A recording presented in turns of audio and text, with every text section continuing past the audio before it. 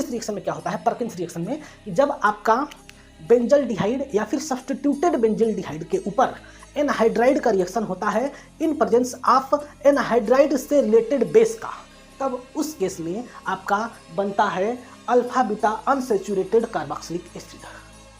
है समझ में? देखो जब तक हम नहीं लिखेंगे तब तक आपको नहीं समझ में आएगा। डी वाला रिएक्शन यहाँ पर है, ठीक है।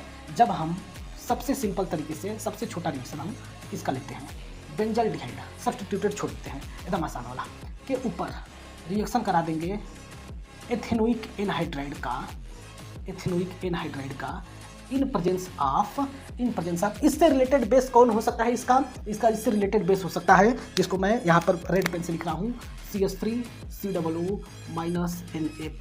यह क्या है, यह इस रिएक्शन के लिए कैटलिस्ट का काम करता है, ठीक है। तब इस केस में क्या होगा, जो प्रोडक्ट बनता है, डायरेक्ट मैं प्रोडक्ट लिख रहा हूँ, इस केस में सबसे पहले आपका जो प्रोडक्ट बनेगा वो होगा CHOH CH2C double bond OOH group alpha beta hydroxy carboxylic acid बनता है। और आफ्टर हीट करने के बाद यहाँ से OH और यहाँ से H मिल करके आपका H2O रिमूव होता है ना, यहाँ से रिमूव होता है आपका वाटर मॉलिक्यूल।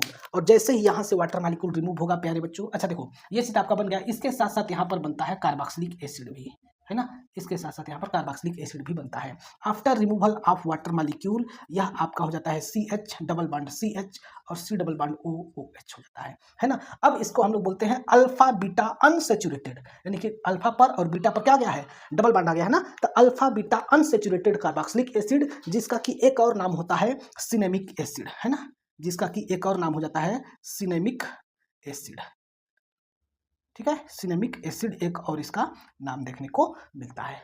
आया समझ में प्यारे बच्चों? इस प्रकार से इस रिएक्शन को हम लोग करते हैं। आया समझ में? चलो यह था आपका पहला क्वेश्चन, जिसको कि हमने खूब लॉन्ग तरीके से खूब अच्छे से इसको हमने समझा दिया। अब अगला क्वेश्चन देखते हैं। यहाँ